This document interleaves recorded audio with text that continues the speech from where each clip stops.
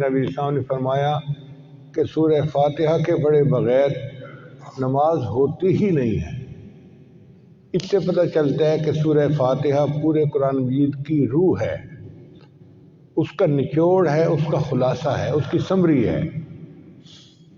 اب سورہ فاتحہ کے اندر 7 آیات ہیں۔ اس کے مضمون کو سمجھ لیجئے ذرا۔ ان 7 آیات میں پہلے 3 آیات ہیں اور ان کا مضمون ایک ہے۔ پہلی 3 آیات ہیں الحمدللہ رب العالمین، اللہ کی تعریف، الرحمن الرحیم، اللہ کی تعریف، مالک یوم الدین، اللہ کی تعریف۔ تو آیتیں 3 ہیں، مضمون ایک ہے۔ یہ بات اچھی طرح سمجھ آ گئی نا؟ آیتیں 3 ہیں، مضمون ایک ہے، اللہ کی تعریف اس میں بیان کی گئی ہے۔ پھر جو چوتھی نمبر آیت ہے نا، وہ اس سورہ فاتحہ کا دل ہے، اس کا نچوڑ ہے، اور وہ ہے ایاک نعبد و ایاک نستعین۔ اے اللہ، ہم آپ کی ہی عبادت کرتے ہیں اور آپ ہی سے مدد مانگتے ہیں۔ اور اس کے بعد کی جو 3 آیات ہیں ان کا بھی ایک مضمون ہے، اہدنا الصراط المستقیم صراط الذین انعمت علیہم غیر المغضوب علیہم ولا الضالین۔ تو 3 آیات پہلے، 3 آیات بعد میں، اور اصل جو مدعا تھا وہ ہے ایاک نعبد و ایاک نستعین۔ آج کا جمعہ ایاک نعبد کے اوپر بیان ہوگا، اور اگر اللہ نے زندگی رکھی تو انشاءاللہ آئندہ جمعہ ایاک نستعین کے اوپر بیان ہوگا۔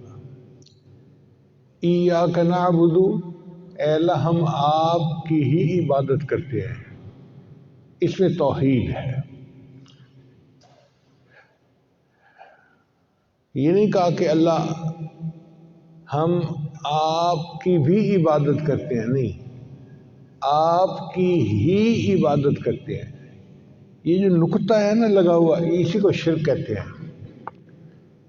نوجوان بچے بیٹھے ہیں، آسانی سے سمجھیں گے کہ اگر کوئی بیوی خاوند کو کہے کہ میں آپ کی بھی بیوی ہوں، تو خاوند کبھی راضی نہیں ہوگا، کہے گا نہیں، تم کہو میں آپ کی ہی بیوی ہوں۔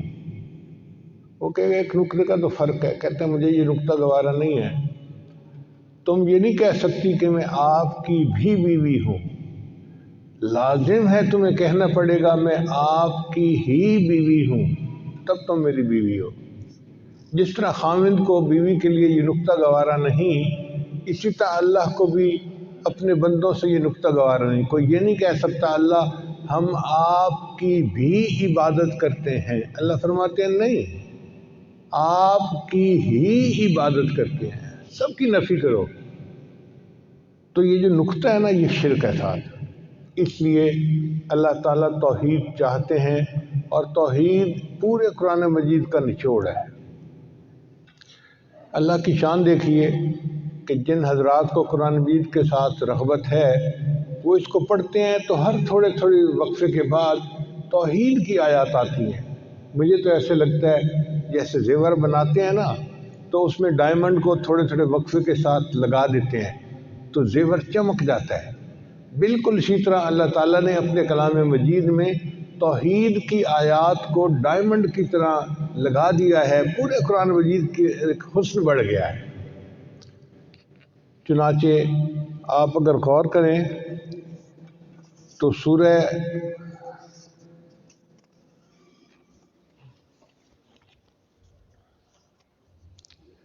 بقرہ کے اندر سب سے پہلے توحید کا اعلان اللہ فرماتے ہیں، یا ایھا الناس اعبدوا ربکم الذی خلقکم والذین من قبلکم لعلکم تتقون۔ یہ توحید کا اعلان ہے۔ پھر اس کے بعد تھوڑے وقفے کے بعد اللہ فرماتے ہیں وَإِلَٰهُكُمْ إِلَٰهٌ وَاحِدٌ، اور تمہارا الہ ایک ہے۔ پھر کچھ اور وقفے کے بعد اللہ فرماتے ہیں اللہ لا الہ الا هو الحی القیوم، توحید کی بات۔ اور اللہ تعالیٰ جگہ جگہ شرک کی نفی بھی فرماتے ہیں۔ چنانچہ فرماتے ہیں وَإِذَا ذُكِرَ اللَّهُ وَحْدَهُ اشْمَأَزَّتْ قُلُوبُ الَّذِينَ لَا يُؤْمِنُونَ بِالْآخِرَةِ وَإِذَا ذُكِرَ الَّذِينَ مِن دُونِهِ إِذَا هُمْ يَسْتَبْشِرُونَ۔ مگر اللہ نے شرک سے برات کا اظہار فرما دیا، ارشاد فرمایا ان اللہ لا یغفر ان یشرک بہ، جو شرک کرے گا اس کی تو اللہ کبھی اس کو تو معاف کرے گا ہی نہیں، وَيَغْفِرُ مَا دُونَ ذَلِكَ لِمَن یشاء، اس کے علاوہ جو گناہ بھی ہوگا اللہ اس کے گناہ کو معاف کر دے گا۔ شرک کے اوپر کوئی کمپرومائز نہیں، اس کی کوئی بخشش نہیں مشرک کی۔ حضرت حسن بصری رحمۃ اللہ فرمایا کرتے تھے کہ ہم نے توحید ایک دھوبن سے سیکھی۔ کسی نے کہا کیسے؟ فرمان لگے کہ میرے پڑوس میں دھوبی رہتا تھا، تو ایک رات میں تہجد میں اپنی چھت کے اوپر نفل پڑھ رہا تھا، تو مجھے محسوس ہوا کہ ہمسائے میں میاں بیوی کی آپس میں کوئی تکرار ہو رہی ہے۔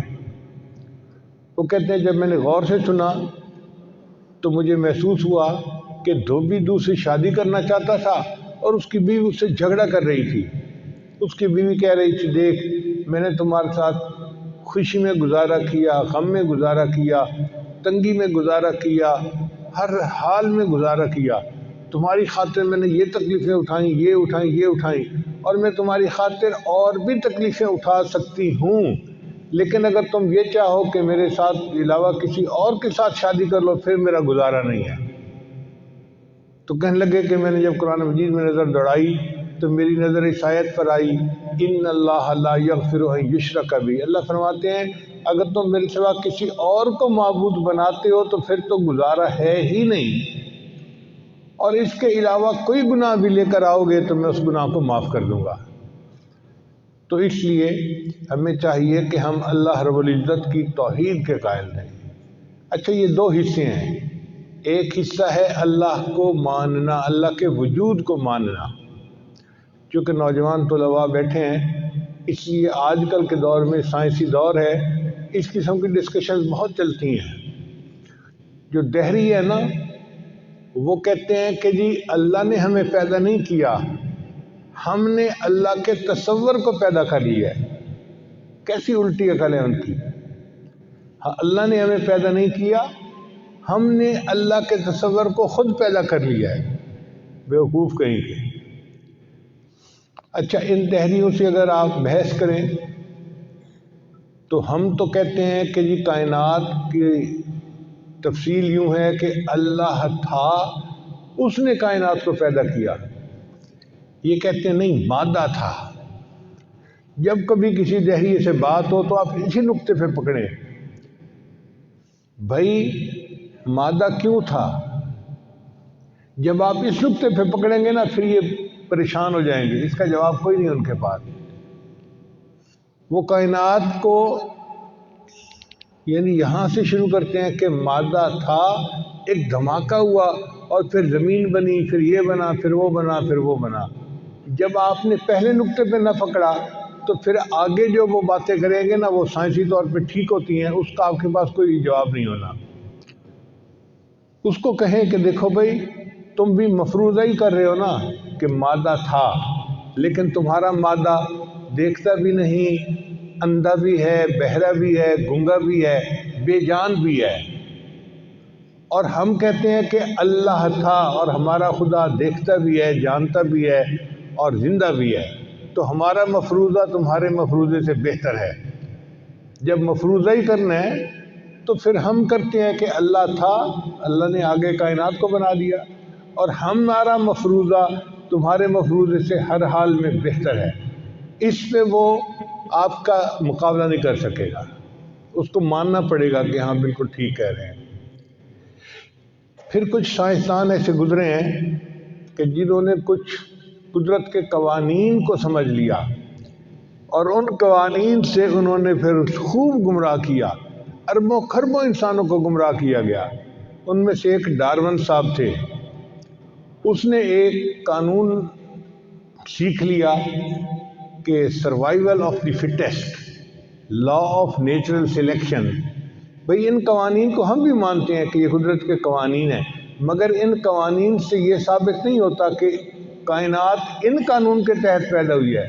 کائنات کو اللہ نے بنایا، جن قوانین کے ساتھ اللہ نے بنایا ان میں سے یہ بھی ایک قانون ہے۔ اچھا، یہ لا آف نیچر سلیکشن والے شروع کرتے ہیں جی کہ پانی تھا، پانی میں مچھلی بنی، پھر مچھلی سے یہ بنا، پھر یہ بنا، پھر یہ بنا، پھر کرتے کراتے آخر پہ آ کے کہتے ہیں کہ بندر تھا، پھر بنمانس بنا، پھر بنمانس سے انسان بنا۔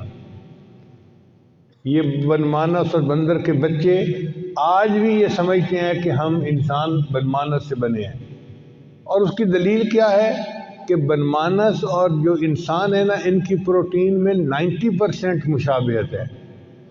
90% جو پروٹین اس کی ہے وہ 100% بندے کی ہے۔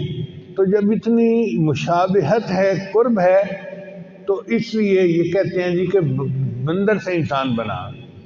حالانکہ ہم یہ کہتے ہیں کہ مشابہت ضرور ہے، لیکن بندر انسان نہ بن سکا، بلکہ جو انسان نافرمان بنے، قرآن 1400 سال پہلے کہہ رہے قُلْنَا لَهُمْ كُونُوا قِرَدَةً خَاسِئِينَ، ہم نے انہیں کہا پھٹکارے ہوئے بندر ہو جاؤ۔ تو انسان بگڑ کے بندر بنا، بندر بہتر ہو کر انسان نہیں بنا۔ ڈائریکشن کا فرق ہے، تعلق تو ہم بھی مانتے ہیں۔ اچھا، یہ اچھے طریقے سے اس کو سائنس سے ثابت کرتے ہیں، بندہ قائل ہو جاتا ہے، مگر ایک جگہ ہے جہاں آ کے یہ پھنستے ہیں، دہریے۔ مثلا یہ کہیں گے کہ جی پہلے انسان کے جسم پہ بال تھے، اتنے ملین سال میں بال ختم ہو گئے، پھر انسان کی دم تھی، اتنے ملین سال میں دم ختم ہو گئی، کرتے کرتے کرتے پھر ایک وقت ایسا آتا ہے جب انسان کے اندر دماغ بنا۔ اب دماغ پورے بدن کا سب سے زیادہ کمپلیکیٹڈ حصہ ہے، اس میں کوئی وقت نہیں لے گا۔ تو اس پوائنٹ پہ ان کو پکڑیں کہ بھائی اگر دم ختم ہونے میں ملین سال لگے، بال ختم ہونے میں ملین سال لگے، تو دماغ کے بننے میں تو پھر ٹریلین سال لگنے چاہیے تھے۔ اب یہاں چونکہ یہ ایکسپلین نہیں کر سکتے، تو یہ کہتے ہیں جی مسنگ لنک ہے یہاں پر، یعنی ایک لنک مسنگ ہے۔ ہم بھی کہتے ہیں ہاں تمہارا چونکہ اللہ سے لنک مسنگ ہے، اس لیے تم اس کو آگے بیان نہیں کر سکتے۔ تو ایک تو ان کو ابتدا میں پکڑیں، اور ایک ان کو مسنگ لنک کے اوپر آ کے پکڑیں کہ کیوں مسنگ لنک کو مانتے ہو۔ اس کے بغیر یہ کائنات کو ثابت کر ہی نہیں سکتے، انسان کی پیدائش کو ثابت کر ہی نہیں سکتے۔ دیکھیں 1400 سال پہلے قرآن مجید نے آ کے اس مسئلے کو صاف کر دیا۔ اب ان سے کوئی پوچھے کہ بھئی بنمانس جب انسان بنا تو کیا دنیا میں کروڑوں بنمانس تھے جو انسان بن گئے، یا ایک بنمانس سے سارے انسان بنے؟ کوئی جواب نہیں ہوتا ان کے پاس۔ قرآن مجید نے 1400 سال پہلے کہہ دیا، اور آج جینیٹک انجینئرنگ نے اس کو ثابت کر دیا۔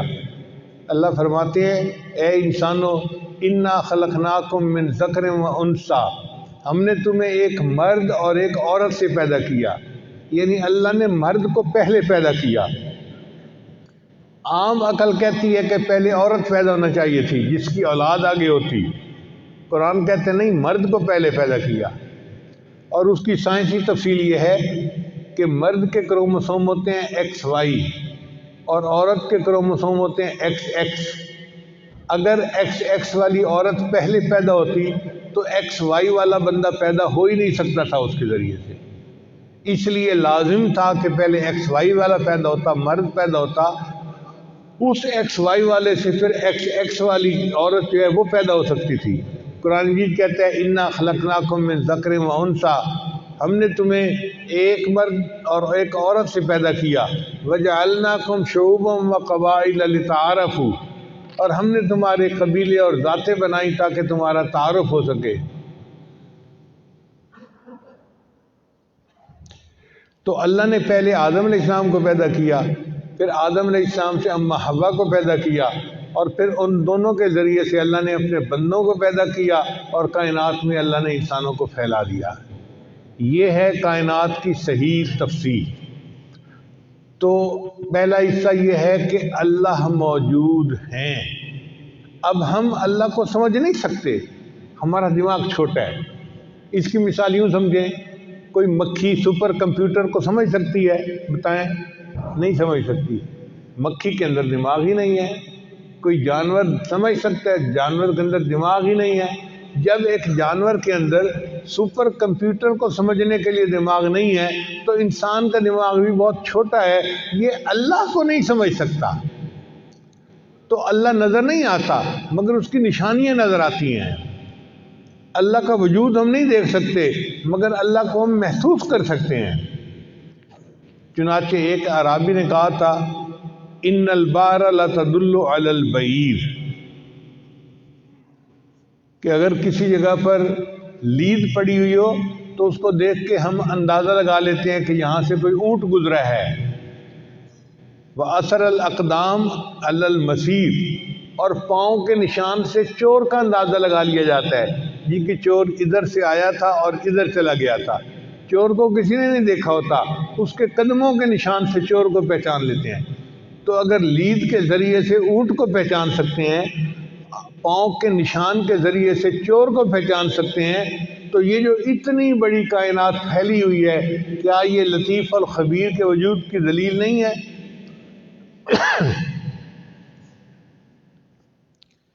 کوئی تو ہے جو نظام ہستی چلا رہا ہے وہی خدا ہے، نظر بھی رکھے سماعتیں بھی وہ جان لیتا ہے نیتیں بھی، جو خانہ لاشعور میں جگمگا رہا ہے وہی خدا ہے۔ تلاش اس کو نہ کر بتوں میں، وہ ہے بدلتی ہوئی رتوں میں، جو دن کو رات اور رات کو دن بنا رہا ہے وہی خدا ہے۔ تو جو رات کو دن بناتا ہے اور دن کو رات بناتا ہے، ہم اسی ذات کو خدا مانتے ہیں۔ ایک دہریہ تھا، وہ ہر وقت اعتراض کی باتیں سوچتا رہتا تھا۔ جا رہا تھا تو اس نے تربوز کی بیل دیکھی، وہ پتلی سی بیل اور اتنے بڑے بڑے تربوز اس پر لگے ہوئے، تو وہ بڑا حیران ہوا کہ چھوٹی سی بیل ہے اور اتنے موٹے موٹے تربوز لگے ہوئے ہیں۔ پھر آگے گیا تو ایک آم کا درخت تھا، تھکا ہوا تھا، اس کے نیچے جا کے لیٹ گیا۔ پھر اس نے کہا کہ اتنا بڑا درخت ہے اور چھوٹے چھوٹے آم لگے ہوئے ہیں، کوئی انور لٹور ٹائپ آم ہوں گے نا۔ ابھی وہ یہ سوچ رہا تھا کہ اوپر سے ایک پرندے نے نا ایک آم کو توڑا اور وہ آم آیا اور اس کی کن پٹی کے اوپر آ کے لگا۔ اب جب کان کے اوپر لگا اور درد ہوئی تو کہنے لگا یا اللہ تو نے ہی کائنات کو پیدا کیا، اگر یہ آم اس تربوز کے برابر بڑا ہوتا تو میرا تو بھیجا ہی نکل جاتا۔ اب اس نے خدا کو مان لیا کہ اللہ تیرا جو کام ہے وہ حکمت بھرا ہے، حکمت سے خالی نہیں ہے۔ تو ہم اللہ کے وجود کو بھی مانتے ہیں اور اللہ کو ایک بھی مانتے ہیں۔ یہ دونوں نقطے یاد رکھیں۔ پہلی بات تو یہ مانتے ہیں کہ اللہ ہے، سمجھ میں آئے یا نہ آئے اس کو ایک طرف رکھ دیں، بس ہم مانتے ہیں کہ کائنات کا خدا ہے اور اس نے ہمیں پیدا کر دیا۔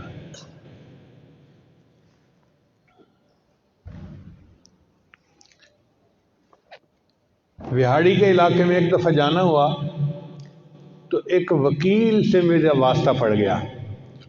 وہ کوئی بہت ہی بطونی قسم کا بندہ تھا اور پکا دہریہ تھا۔ والد اس کو لے کے آئے، پیر صاحب اس کے لیے دعا کر دیں، یہ تھوڑا سا دہریہ ہو گیا ہے۔ میں نے کہا تھوڑا سا نہیں ہوا، پورا دہریہ ہوا ہے۔ پھر میں نے وکیل صاحب سے بات کی، اس کو سمجھانے کی کوشش کی۔ وکیل صاحب کہنے لگے پیر صاحب میں سنی سنائی باتوں پہ یقین نہیں رکھتا، میں آنکھ سے دیکھتا ہوں تو پھر مانتا ہوں ورنہ میں نہیں مانتا۔ میں نے کہا تم نے امریکہ کو دیکھا ہے؟ کہتے دیکھا تو نہیں۔ میں نے کہا کیوں مانتے ہو؟ کہنے لگا میں نے ٹی وی پہ دیکھا ہے، خبروں میں دیکھا ہے، اخباروں میں دیکھا ہے، لوگوں نے آ کے بتایا ہے، اس لیے میں مانتا ہوں کہ امریکہ موجود ہے اگرچہ خود نہیں دیکھا۔ اب اتنی بات کر کے مجھے اندازہ ہو گیا کہ یہ گھی جو ہے نا ٹیڑھی انگلی سے نکالنا پڑے گا۔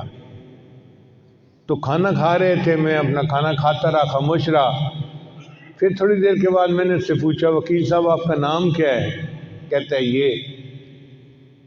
میں نے کہا آپ کے والد کا نام؟ کہتا ہے یہ۔ میں نے کہا ابھی آپ نے مجھے کہا کہ میں بن دیکھے کوئی نہیں مانتا، تو یہ بتاؤ کہ آپ نے دیکھا تھا کہ یہ آپ کا باپ ہے؟ اب چپ ہو گیا. کہتے جی میری امی نے بتایا تھا. میں نے کہا دیکھو اگر تم امی کی بات پہ یقین کرتے ہوئے اس کو مان رہے ہو تو تمہاری امی تو جھوٹ بھی بول سکتی ہے. ہم اپنے آقا حضرت محمد مصطفیٰ احمد مجتبیٰ صلی اللہ علیہ وسلم کی بات کو مانتے ہوئے یقین کرتے ہیں کہ اللہ موجود ہے. نبی علیہ السلام نے فرما دیا اور ہم نے مان لیا اللہ موجود ہے، اس میں کیا کمی ہے؟ اب اس کے باپ شروع ہو گیا الو کا پٹھا فلاں فلاں. پھر کہنے لگے آج کے بعد کوئی تجھ سے پوچھے تیرے باپ کا نام ہے تو لکھی مجھے کوئی پتہ نہیں. اب بڑی شرمندگی ہوئی اس کو. اور بعد میں پھر اس کی جو دریدہ دہنی تھی اس کا اللہ نے اس کو عذاب بھی دیا. مجھے کسی نے بتایا کہ اس وکیل کو اللہ تعالیٰ نے ایسی بیماری لگائی اس کو الٹی آتی تھی اور منہ کے راستے سے پخانہ نکلتا تھا. ایک ڈاکٹر نے مجھے اس بیماری کا نام بھی بتایا کہ جی یہ بیماری یہ ہوتی ہے. اللہ کی شان دیکھو. اللہ نے اس کو کہا تو میری شان میں گستاخیاں کرتا تھا، میں تجھے وہ ذلت دوں گا کہ لوگ تجھ سے نفرت کیا کریں گے. چنانچہ اس بیماری میں مبتلا ہو کے وہ مرا. تو باتیں دو ہیں، ایک ہم اللہ کے وجود کو بھی مانتے ہیں اور دوسرا اللہ کو ایک بھی مانتے ہیں. امام راضی رحمۃ اللہ علیہ نے اللہ کے وجود پہ 100 دلیلیں قائم کی. ایک کتاب لکھی وجود باری تعالیٰ اور اس میں 100 دلائل دیے. اب شیطان بڑا گرو گھنٹال ہے. جب موت کا وقت آیا تو ان کے پاس آ گیا اور شیطان کہنے لگا کہ امام راضی اللہ تو موجود نہیں ہے. ان کا دلیلیں ہیں. وہ ایک دلیل دیتے گئے شیطان توڑتا گیا، وہ دوسری دلیل شیطان توڑتا گیا، تیسری دلیل. 100 کی 100 دلیلیں انہوں نے دیں اور شیطان نے 100 کی 100 دلیلیں توڑ دی. اب امام راضی پریشان ہو گئے.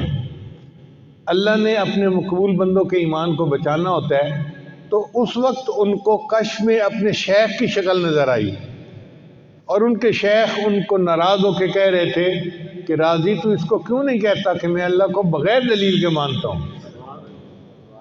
چنانچہ جب اس نے شیطان کو یہ بات کہی تو اس کا توڑ شیطان کے پاس نہیں تھا.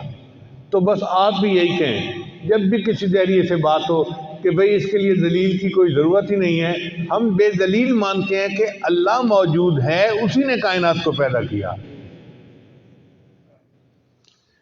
اب اس سے اگلی بات کہ اللہ ایک ہے. عقل کہتی ہے اگر 2 خدا ہوتے تو جیسے 2 افسروں کے درمیان مسئلے ہوتے ہیں، ایک کہتا ہے یہ کرنا چاہیے دوسرا کہتا ہے یہ کرنا چاہیے، تو پھر کائنات میں بھی ایسے ہوتا. ایک خدا کہتا ہے مشرق سے سورج کو نکالتے ہیں، دوسرا کہتا ہے مغرب سے نکالتے ہیں، تو کائنات کا نظام تو تباہ ہو جاتا. تو اللہ ہے اور ایک ہے، اس کا کوئی شریک نہیں ہے. اس کو کہتے ہیں توحید باری تعالیٰ. اس کو پکا رکھیں، یہ ذہن میں رکھیں کہ توحید اگر بندے کی سلامت رہی تو قیامت کے دن اس کے سارے گناہوں کو اللہ معاف فرما دیں گے. حدیث مبارکہ میں آتا ہے کہ جس بندے کے اندر ایمان ہو اور توحید کی اس کی وفات ہوئی ہو، اگر 40 بندے اس کا جنازہ پڑھ دیں اللہ اس کے سب گناہوں کو معاف فرما دیتے ہیں. تو توحید ہماری زندگی کا سرمایہ ہے، اس کے اوپر پکے رہیں. آج کل دجالی دور ہے، ایمان خطرے میں ہے اور ایمان اسی طرح خطرے میں پڑتا ہے کہ بندہ شک میں پڑ جاتا ہے. اس میں کوئی شک کی گنجائش نہیں ہے. یعنی آپ یہ تردد میں نہ پڑیں ہے نہیں ہے نہیں ہے. نہیں بھائی ہے، بس ایک ہی بات ہے، دوسری کوئی بات ہے ہی نہیں. ہم اللہ کو مانتے ہیں اور بلا دلیل مانتے ہیں، مگر ہم اللہ کو سمجھ نہیں سکتے. مکھی ایک سپر کمپیوٹر کو نہیں سمجھ سکتی، ہم خدا کو کیا سمجھیں گے؟ سنار کے ترازو پہ کو ہمالیہ کو تول سکتے ہیں؟ بتائیں بھئی سنار کا ترازو تو تولے میں تولتا ہے اور کو ہمالیہ پہاڑ کو تو لاکھوں ٹنوں کا وزنی پہاڑ ہے. تو جس طرح سنار کے ترازو میں کو ہمالیہ پہاڑ کو نہیں توڑ سکتے، ہمارا دماغ بھی سنار کے ترازو کی مانند ہے. ہم اس دماغ میں اللہ کو نہیں سما سکتے. اللہ اس سے بلند ہے، بالا ہے.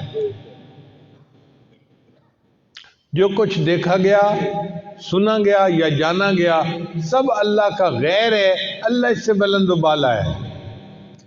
تو اللہ موجود ہے پہلی بات، اور دوسرا اللہ ایک ہے، اس کا کوئی شریک نہیں۔ اسی لیے ہم پڑھتے ہیں لا الہ الا اللہ، نہیں کوئی معبود سوائے اللہ کے، یعنی اللہ کے سوا کوئی عبادت کے لائق ہے ہی نہیں، کوئی ہے ہی نہیں دوسرا۔ ہم جھکتے ہیں تو اللہ کے سامنے، سجدے کرتے ہیں تو اللہ کے سامنے، ہم معبود مانتے ہیں تو اللہ کو مانتے ہیں۔ اور جو بندہ یہ اقرار کر لیتا ہے کہ اللہ کے سوا کوئی معبود نہیں، اللہ اتنے خوش ہوتے ہیں کہ اگر اس کے 90 سال کے بھی گناہ ہوں تو اللہ سب گناہوں کو معاف فرما دیتے ہیں۔ یہ کلمہ اتنا عظیم کلمہ ہے، اور سارے انبیاء میں یہ کلمہ ایک رہا، لا الہ الا اللہ، آدم خلیفۃ اللہ، لا الہ الا اللہ نوح نجی اللہ، لا الہ الا اللہ ابراہیم خلیل اللہ، لا الہ الا اللہ موسیٰ کلیم اللہ، لا الہ الا اللہ محمد الرسول اللہ۔ تو یہ لا الہ الا اللہ جو ہے یہ ساری انسانیت کے اندر ایک ہی پیغام رہا، توحید کا پیغام۔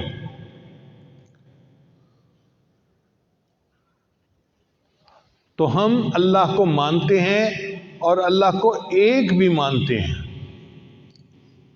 شاعر نے کہا چاند تاروں میں تو، مرغزاروں میں تو، اے خدایا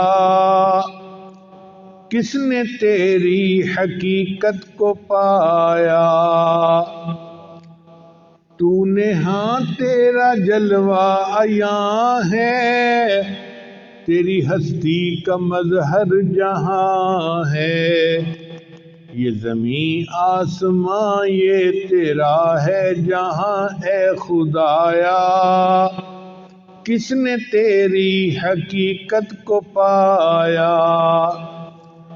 بحر عصیاں سے مولا بچا لے، دل کی کشتی ہے تیرے حوالے، تو ہی ستار ہے تو ہی غفار ہے، اے خدایا کس نے تیری حقیقت کو پایا۔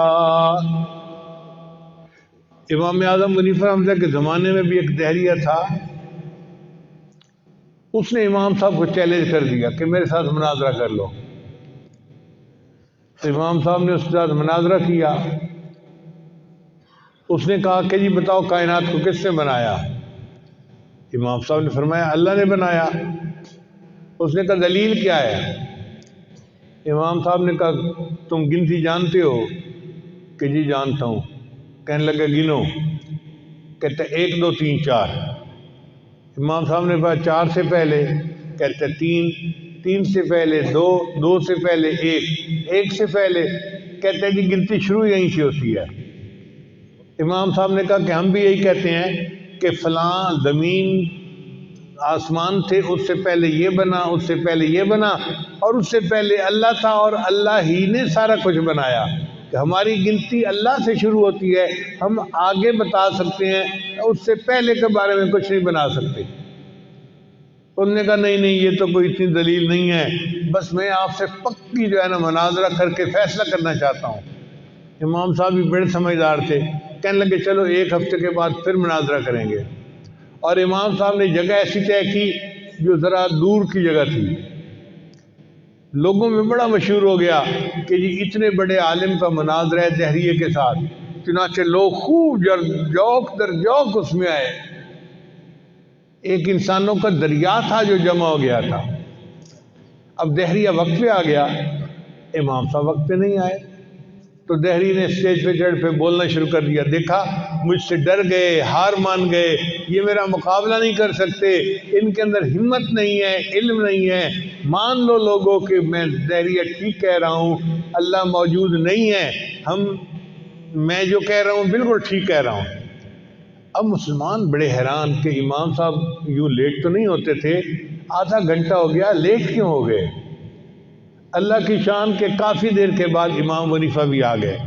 اب جیسے آئے تو اس نے چیخنا شروع کر دیا, آپ اعلان کریں کہ آپ مجھ سے جو ہے نا شکست کھا گئے, ہار گئے, اس لیے آپ وقت پہ نہیں آئے. امام صاحب نے کہا کہ بھائی ذرا بات تو سن لو میری. اس نے کہا جی سنائیں. فرمایا کہ میں اپنے گھر سے صحیح وقت پہ چل پڑا تھا, میں پہنچ جاتا, راستے میں ایک دریا تھا اور اس دریا میں کشتی نہیں تھی اور مجھے تیرنا نہیں آتا تھا, تو میں بیٹھ گیا کہ کشتی آئے گی تو میں دریا پار کر کے آ جاؤں گا. مگر میں نے تھوڑی دیر کے بعد ایک عجیب بات دیکھی, ایک درخت تھا وہ خود بخود کٹ گیا, پھر اس درخت کے خود بخود بالے بن گئے, پھر وہ جڑ گئے اور کشتی بن گئی. وہ کشتی جب درمیان میں آئی دریا میں تو اس کشتی پہ بیٹھ کے میں نے دریا پار کیا اور میں اب پہنچ گیا, اس لیے مجھے دیر ہو گئی. اس نے کہا دیکھو جی, پہلے تو ان کے پاس علم نہیں تھا, اب پتہ چلتا ہے ان کا دماغ بھی خراب ہو گیا ہے. بھئی وہ کیسے دماغ, کہتے ہیں جی ایک درخت خود بخود کشتی کیسے بن سکتا ہے. امام صاحب نے فرمایا اچھا بچے, اگر ایک درخت خود بخود کشتی نہیں بن سکتا تو اتنی بڑی جو کائنات ہے یہ خود بخود کیسے بن گئی. اب وہ اپنی دلیل میں خود ہی پھنس گیا, اس کو ماننا پڑا کہ واقعی اللہ ہی نے کائنات کو بنایا ہے. تو اللہ تعالیٰ موجود ہے اور اللہ تعالیٰ اپنی ذات و صفات میں ایک ہی ہے, کوئی دوسرا نہیں ہے. اس لیے ہمیں چاہیے کہ ہم اللہ ہی کو مانیں, اس کے سوا کسی کو معبود نہ مانیں. مولانا محمد علی جوہر رحمۃ اللہ علیہ کو انگریز نے پیغام بھجوایا کہ تم ہمارے خلاف تحریک لے کے کھڑے ہو گئے ہو, ہم تمہیں مار دیں گے, پھانسی لٹکا دیں گے, قتل کر دیں گے. تو مولانا محمد علی جوہر رحمۃ اللہ نے اس پر شعر لکھے, تم یوں ہی سمجھنا کہ فنا میرے لیے ہے, تم یوں ہی سمجھنا کہ فنا میرے لیے ہے, پر غیب میں سامان بقا میرے لیے ہے. پیغام ملا تھا جو حسین ابن علی کو, خوش ہوں کہ وہ پیغام قضا میرے لیے ہے. یوں ابر سیاہ پر تو فدا ہیں سبھی مہکش, مگر آج کی گھنگور گھٹا میرے لیے ہے. اللہ کے رستے کی جو موت آئے مسیحا, اکثیر یہی ایک دوا میرے لیے ہے. توحید تو یہ ہے کہ خدا حشر میں کہہ دے, یہ بندہ دو عالم سے خفا میرے لیے ہے. توحید تو یہ ہے کہ خدا حشر میں کہہ دے, یہ بندہ دو عالم سے خفا میرے لیے ہے. تو انسان بس اللہ ہی کو مانے, اللہ کے سوا کسی کو معبود مت مانے. یہ توحید ہمارا زندگی کا سرمایہ ہے اور ہمیں اس کو بچا کے لے کے جانا ہے.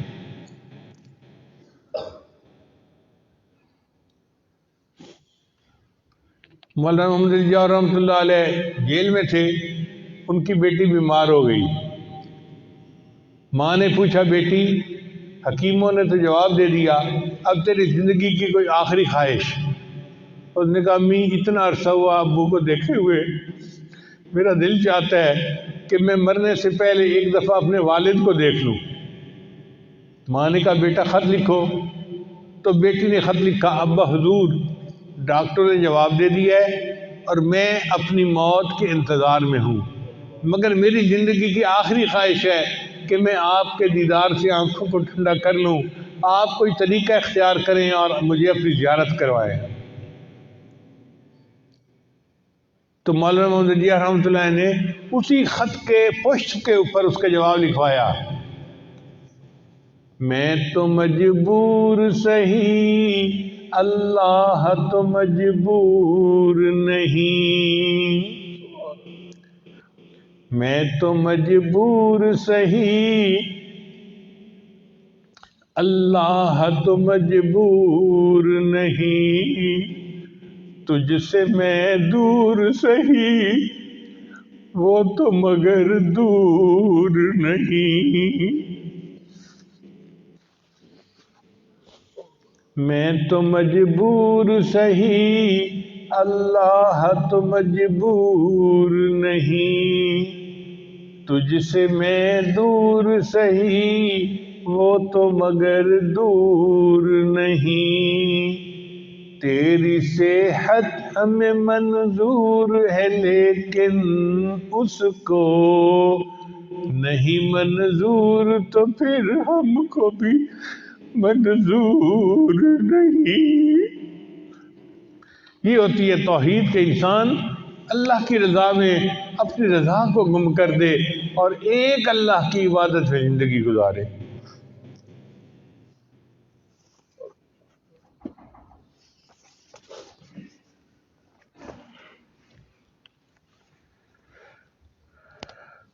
اللہ تعالیٰ قرآن مجید میں شرک نفی فرماتے ہوئے کہتے ہیں ان اللہ لا یغفر ان یشرک بہ ویغفر ما دون ذلک لمن یشاء ومن یشرک باللہ فقد افتری اثما عظیما۔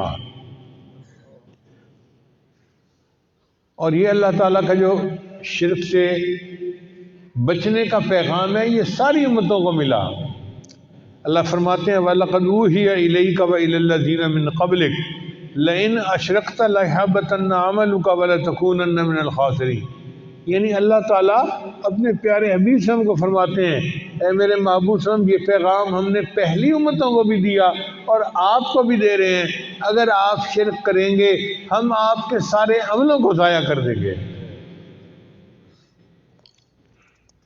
ایک جگہ اللہ تعالیٰ فرماتے ہیں قرآن مجید میں یا ایھا الناس ضرب مثل فاستمعوا لہ ان الذین تدعون من دون اللہ لن یخلقوا ذبابا ولو اجتمعوا لہ وإن يسلبهم الذباب شيئا لا يستنقذوه منه ضعف الطالب والمطلوب۔ طلب کرنے والا بھی ضعیف اور جس کو طلب کیا جا رہا ہے وہ بھی بودا اور ضعیف۔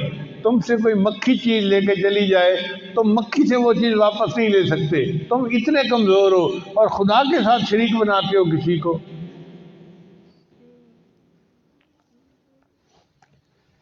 پھر قرآن مجید کی ایک اور آیت ہے جس کو پڑھ کے توحید کا مضمون کھلتا ہے۔ اللہ فرماتے ہیں تبارک الذی نزل الفرقان علی عبدہ لیکون للعالمین نذیرا الذی لہ ملک السماوات والارض ولم یتخذ ولدا ولم یکن لہ شریک فی الملک وخلق کل شیء وقدرہ فقدرہ تقدیرا۔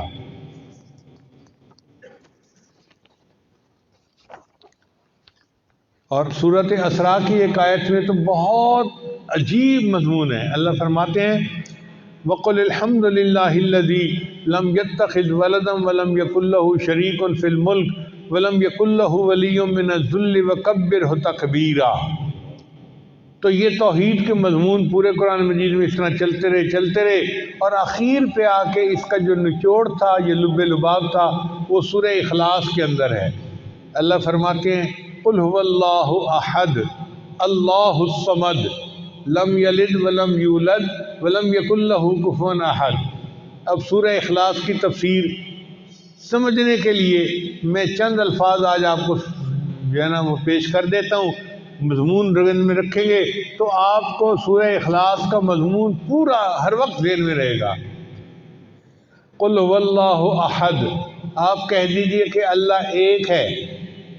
احد کہتے ہیں وہ ایک جس جیسا کوئی دوسرا ہو ہی نہیں سکتا۔ اللہ نے اپنے آپ کو احد کہا، ایسا ایک جس جیسا کوئی دوسرا ہے ہی نہیں۔ سورہ کہف کے آخر پہ بھی اللہ نے یہی پیغام دیا من کان یرجو لقاء ربہ فلیعمل عملا صالحا ولا یشرک بعبادت ربہ احدا۔ اللہ کی عبادت میں کسی ایک کو شریک نہ بنائے۔ تو اللہ احد ہے۔ احد کا کیا مطلب؟ وہ ایک جس جیسا کوئی دوسرا ہو ہی نہیں سکتا۔ یہ احد کا لفظ بڑا خاص ہے۔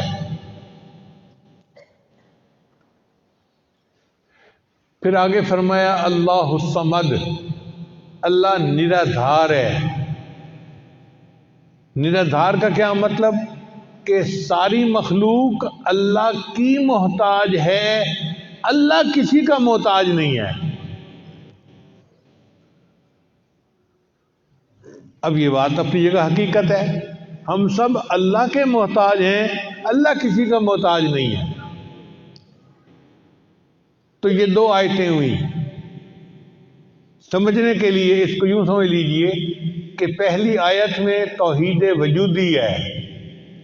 یہ توحید وجودی صوفیاء والی نہیں ہے، بلکہ لفظ استعمال کیا جا رہا ہے اپنے سمجھنے کے لیے. قل هو اللہ احد، یہ وجود کے بارے میں ہے کہ اللہ ایک ہے، اس جیسا کوئی ہے ہی نہیں. یہ توحید وجودی ہوئی. پھر اللہ الصمد، سب اللہ کے محتاج ہیں، اللہ کسی کا محتاج نہیں ہے. یہ توحید شہودی ہوئی. صوفیاء والی توحید شہودی نہیں، سمجھنے کے لیے ہم اس لفظ کو استعمال کر رہے ہیں. تو قل هو اللہ احد اور اللہ الصمد، توحید وجودی، توحید شہودی. اور تیسرا ہے لم یلد ولم یولد، نہ اللہ نے کسی کو جنا نہ اللہ کو کسی نے جنا. یہ توحید ذات ہے. نہ اللہ کی کوئی اولاد ہے، چونکہ مشرک جو تھے وہ اللہ کو تو مانتے تھے لیکن کہتے تھے کہ فرشتے اللہ کی بیٹیاں ہیں. عیسائی اللہ کو مانتے ہیں لیکن عیسیٰ علیہ السلام کو اللہ کا بیٹا مانتے ہیں، بی بی مریم کو اللہ کی بیوی مانتے ہیں. ہم کہتے ہیں نہیں، لم یلد ولم یولد، نہ اس نے کسی کو جنا نہ اس کو کسی نے جنا. اس کو توحید ذات کہتے ہیں. ایک ہی ہے اللہ. قل هو اللہ احد اللہ الصمد، توحید وجودی، توحید شہودی. اور تیسری جو ہے وہ ہے توحید ذات.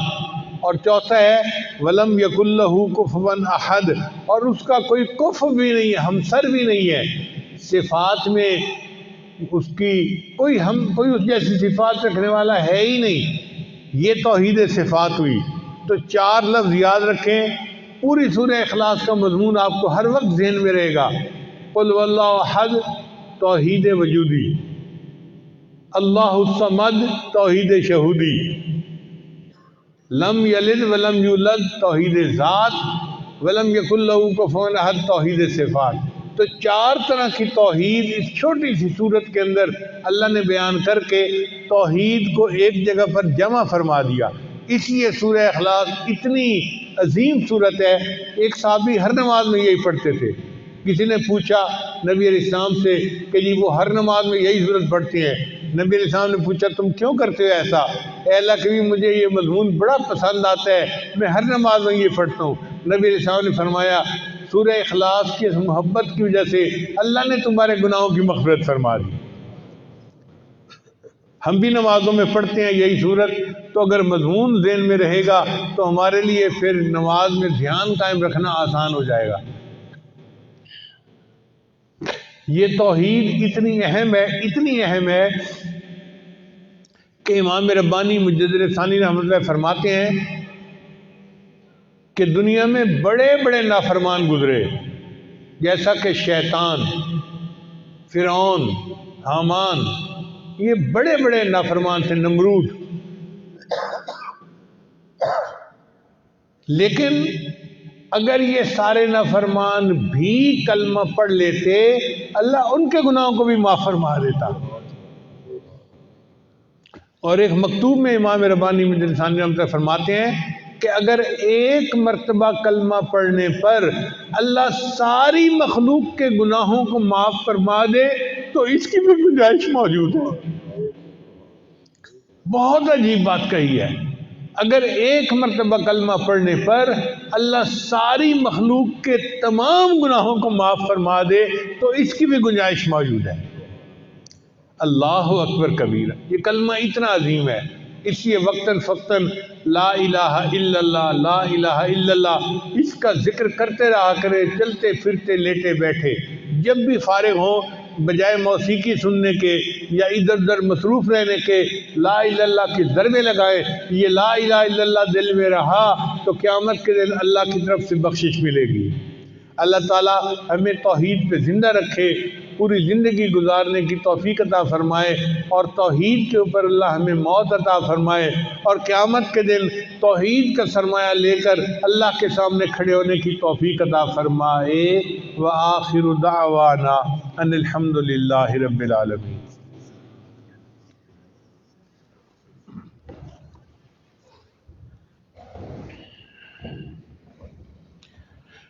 بہت سارے احباب دور قریب سے آئے ہیں بیعت ہونے کے لیے، تو یہ توبہ کے کلمات عاجز پڑھا دے گا، سچے دل کے ساتھ پیچھے پیچھے پڑھ لیجیے۔ پڑھیے بسم اللہ الرحمن الرحیم، لا الہ الا اللہ محمد الرسول اللہ، آمنت باللہ و ملائکتہ و کتبہ و رسلہ والیوم الآخر والقدر خیرہ و شرہ من اللہ تعالی والبعث بعد الموت، آمنت باللہ کما ہوا باسمائہ و صفاتہ وقبلت جمیع احکامہ اقرار باللسان و تصدیق بالقلب، اشہد ان لا الہ الا اللہ و اشہد ان محمدًا عبدہ و رسولہ، استغفر اللہ ربی من کل ذنب و اتوب الیہ برحمتک یا ارحم الراحمین۔ ان کلمات کو پڑھنے سے ہم تو بتائے ہو چکے ہیں، چند معمولات ہیں جن کو باقاعدگی سے کریں گے تو اللہ تعالیٰ دل کو منور کریں گے۔ پہلا عمل ہے 100 مرتبہ استغفار صبح شام پڑھنا، دوسرا عمل ہے 100 مرتبہ درود شریف صبح شام پڑھنا، تیسرا عمل ہے قرآن مجید کی تلاوت روزانہ کرنا، ایک پارہ پڑھے، آدھا پارہ پڑھے، ایک پاؤ پڑھے، مگر پڑھے ضرور۔ جو زیادہ نہیں پڑھ سکتے وہ سورہ یاسین ہی پڑھنے کی عادت بنا لیں تاکہ قرآن مجید کی تلاوت روزانہ ہو جائے۔ چوتھا عمل ہے ہر وقت دل میں اللہ کو یاد رکھنا، ہتھکار ول دل یار ول، اور اس کا بہترین طریقہ یہ ہے کہ مسنون دعائیں ہیں نبی علیہ السلام کی چھوٹی چھوٹی، وہ یاد رکھیں۔ گھر میں داخل ہونے کی دعا، گھر سے نکلنے کی دعا، کھانے سے پہلے کی دعا، کھانے کے بعد کی دعا، سونے سے پہلے کی دعا اور جاگنے کے بعد کی دعا، یہ دعائیں اگر یاد کر لیں اور ان کو اپنے اپنے وقت پہ پڑھنا شروع کر دیں تو وقوف قلب بھی بہت آسانی کے ساتھ رہے گا۔ اور آخری چیز ہے مراقبہ۔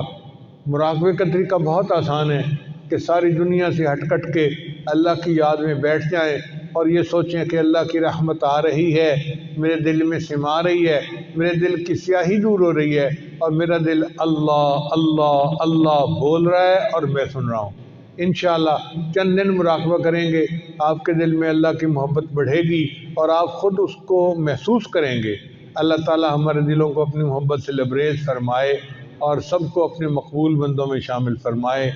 جزاکم اللہ خیر۔